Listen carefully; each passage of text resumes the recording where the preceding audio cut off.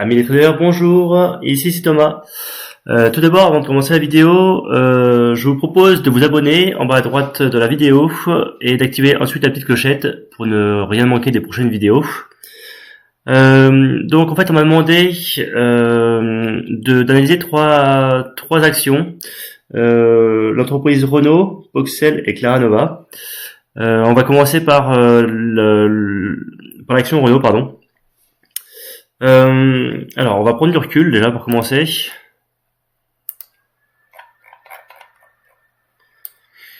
Donc, on peut voir que elle est en forte correction, même en tendance baissière, depuis environ mars 2018, qu'elle avait atteint ses plus hauts en mars 2018, voire même qu'en fait, elle avait rejoint ses plus hauts des années 2007. Et depuis, elle est en forte baisse. Qu'est-ce qu'on pourrait voir d'autre aussi au niveau des données mensuelles? Qu'est-ce qu'on peut voir d'autre? Effectivement, là, on peut voir une espèce de résistance vers ces niveaux-là. Hop. Voilà. Alors, en fait, il y a un petit peu c'est un peu chaotique à ce niveau-là. En fait, on pourrait tracer, pas forcément une résistance simple, mais plutôt une zone de résistance, on va dire. Je sais pas, quelque chose comme ça, on pourrait faire, hop, quelque chose comme ça, par exemple. Voilà. Mais bon, on voit bien qu'effectivement, il y a une zone de résistance par ici, par rapport au cours qui vient de descendre à l'instant. D'ailleurs, on peut voir que la résistance que j'ai tracée correspond pile poil à l'endroit où on se trouve aujourd'hui. En données hebdomadaires, qu'est-ce qu'on peut voir? Alors, effectivement, on voit bien qu'on est en phase descendante en tendance baissière depuis mars 2018. Je vois moi à peu près un canal descendant. Bon, je pense qu'il est pas très propre. On peut essayer comme de le tracer, mais je pense qu'il est pas super propre. On peut quand même essayer de le tracer plus ou moins. Tac. Dupliquer. C'est bien ce qui me semblait, c'est qu'il n'était pas super propre. Et voilà. On peut se baser par rapport. On peut voir effectivement un canal descendant. Voilà, on va essayer de se rapprocher un peu plus maintenant qu'on a analysé en données un peu plus macro. Maintenant, on va passer en données journalières. Donc, effectivement, ça confirme toujours en tendance baissière. On est en train effectivement de rebondir sur la résistance long terme qu'on a pu voir. Donc pour moi, c'est vraiment une résistance forte. Alors par contre, on a vu que c'était plus ou moins une zone. Donc c'est plus ou moins une zone entre, on va dire, 35 euros et 30 euros. Donc c'est vers ces niveaux-là. Alors vu qu'on a vu que c'était à moitié d'un canal baissier, ce qu'on peut voir en fait, dans les canaux baissiers, c'est que ça fait constamment du yo-yo entre la bande haute et la bande basse d'un canal descendant. Ça fait constamment, hop, je vais pouvoir vous tracer, en gros ça fait, hop, ça fait constamment, on va se la refaire, du yo-yo, tac, tac, tac, voilà. Donc constamment, là on arrive vers le bas, et là logiquement, si ça continue, on devrait repartir vers la hausse. En plus on arrive sur un niveau de résistance, donc il est fort possible que ça remonte. Alors je dis bien remonter sur du court terme, pour après suivre sa tendance baissière. Sauf si vraiment la résistance, enfin du coup c'est plutôt un support dans ce sens-là, sauf si le support joue son rôle et que du coup les cours finissent par rebondir. Alors du coup on a deux possibilités. Donc là ça rebondit, donc soit ça finit par repartir à la hausse, soit à la baisse. Clairement, alors là, comme d'habitude, c'est pas un conseil d'achat ni rien du tout. Moi, c'est plutôt ce que je ferais moi de mon côté. J'attendrai clairement qu'on casse cette résistance, cette zone de résistance qui est là, pour finalement se baser sur le fait que la tendance continue, la tendance de baisse continue. Aussi, finalement, ça ne casse pas. Attendre qu'il y ait une construction qui se fasse, que les cours finalement consolident plus ou moins à plat, et qu'une fois qu'ils ont consolidé à plat, finalement prendre leur décision de soit monter, ou soit descendre. Dans tous les cas, j'attendrai qu'il y ait une consolidation qui se fasse. Voilà, pour l'instant, je pense qu'il faut être un peu attentiste sur Renault. Je pense sur le court terme, on devrait remonter du coup vers la bande haute du canal baissier. Voilà. Après, ce qui peut aussi se jouer, vu que c'est en tendance baissière, je vais vous faire un petit dessin, ça sera plus simple. Non, c'est pas ça du tout. Hop. Qu'est-ce que j'ai sélectionné? En tendance baissière. Voilà, on a quelque chose comme ça. Voilà. Du coup, en fait, quand on tendance baissière, et on voit qu'il y a des résistances à plusieurs niveaux. Donc les résistances, tac, tac, tac, et tac. En fait, on dit qu'il faut, donc là du coup, vu que c'est, on mise sur la baisse, on dit qu'il faut vendre à découvert à ces niveaux-là. On vend à découvert là. En fait, on vend à découvert au niveau de la cassure de la résistance, tout simplement. Voilà. Et en mettant votre stop loss juste au-dessus du dernier plus bas, donc vers ces niveaux-là. Donc vous pouvez effectivement le jouer comme ça sur la phase descendante de Renault actuellement, ou attendre d'en savoir un peu plus sur les jours semaines qui vont venir. Voilà. Donc la deuxième action qu'on m'a demandé d'analyser. Donc encore une fois, je précise, hein, je vais juste une analyse personnelle. C'est clairement à vous de prendre vos décisions.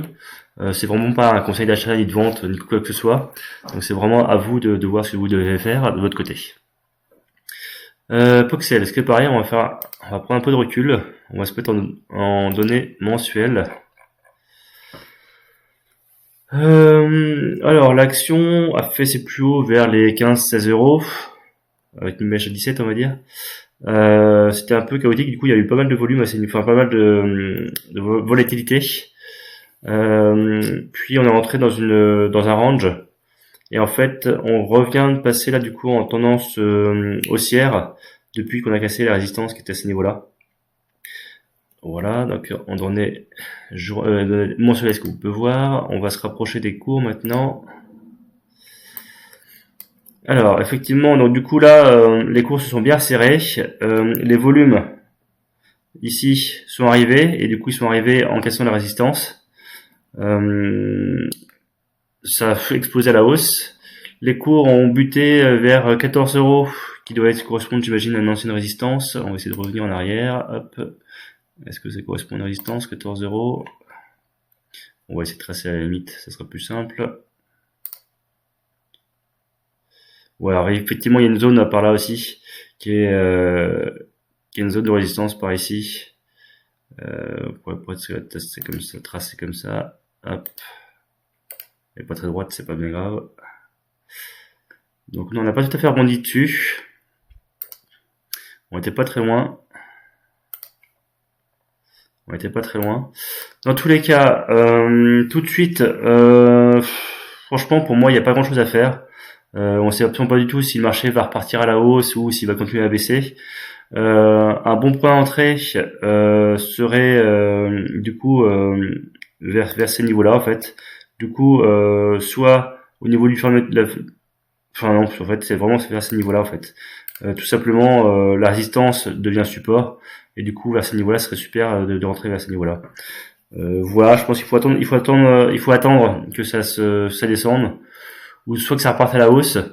Si ça partait à la hausse et que ça cassait la résistance plus ou moins long terme, effectivement, on pourrait se dire que là, les cours vont continuer à monter, et du coup, on pourrait rentrer en position. À moins que ça fasse une espèce de micro-base vers ces niveaux-là, que ça fasse quelque chose comme ça, pouf, et que du coup, on finisse par casser la résistance qui s'est construite. Effectivement, on pourrait éventuellement prendre position si ça casse par le haut à ces niveaux-là, quoi. Après, il faut vraiment attendre pour moi que ça se construise une construction, ou en prendre entrée qui serait beaucoup plus bas, qui serait au niveau des résistances à ces niveaux-là. Voilà. Voilà pour Poxel. Maintenant, on va passer sur la dernière action, qui était Claranova, qu'on m'a demandé.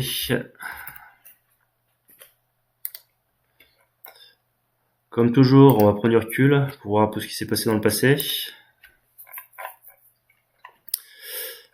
Oh là, alors du coup effectivement l'action vient de très très très très haut. On est passé de 900 € en 2000. Alors effectivement la montée jusqu'à 900 €, mais bon, on va dire elle était à 900 € à un moment donné en 2000 pour arriver en ce moment autour des 7-8 €, avec un plus bas vers les 1 €. On va arrondir les chiffres. Qu'est-ce qu'on peut voir? Effectivement, que là, ça a eu il y a eu un range qui s'est formé à ces niveaux-là, et que du coup, hop, ça a cassé par ici, hop, voilà. Que là aussi, ça a consolidé vers ces niveaux-là, et qu'il y a une explosion à la hausse. D'ailleurs, vous remarquez, à chaque fois qu'il y a une question des résistances, ça a explosé avec les volumes. À chaque fois, les volumes ont explosé à la hausse le cours.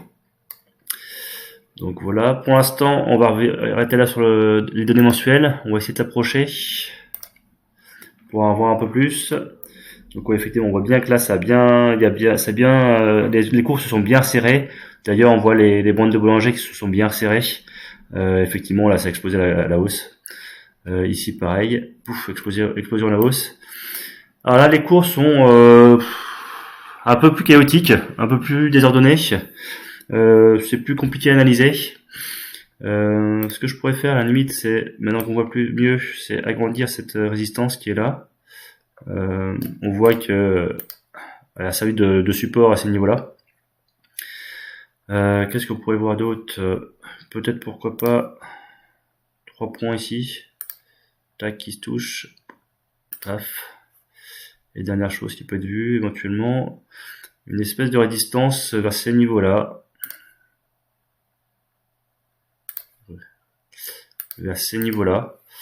donc on pourrait éventuellement voir un triangle qui se forme. Bon, après, peu importe la figure chartiste du nom de la figure que vous appelez. Voilà. Pourquoi pas prendre position à la question de cette résistance-là. Après, c'est pas forcément encore super propre, je trouve. Mais bon, après, l'avantage, c'est que l'ordre stop ne serait pas très loin. Les cours, normalement, s'ils continuent un petit peu à se resserrer, ça pourrait être assez intéressant. Si on continuait, par exemple, à faire ça, pour bien valider qu'il y a une résistance ici, que ça fasse ça, et qu'ensuite, on expose à la hausse, ça serait pas mal. Effectivement, ce serait bien qu'il y ait un dernier petit rond ici, pour valider la résistance qu'on peut voir ici. Attention, il y a eu là par exemple, il y a eu une fausse cassure. Là, il y a cette sortie-là qui est aussi un petit peu trompeuse. Donc rien n'est sûr. Je pense que d'autres personnes ont pu tracer d'autres lignes, d'autres résistances. Voilà, c'est un peu plus chaotique, un peu plus compliqué à analyser. Dans tous les cas, quand vous investissez, quand vous spéculez, pensez toujours à perdre le moins possible, prendre toujours des trades favorables, toujours un gain risque dans le bon sens. Voilà. Donc j'espère que cette vidéo vous a plu. Je vous souhaite de très bons trades et surtout n'oubliez pas, abonnez-vous à la chaîne si elle vous plaît et à très bientôt. Allez, salut.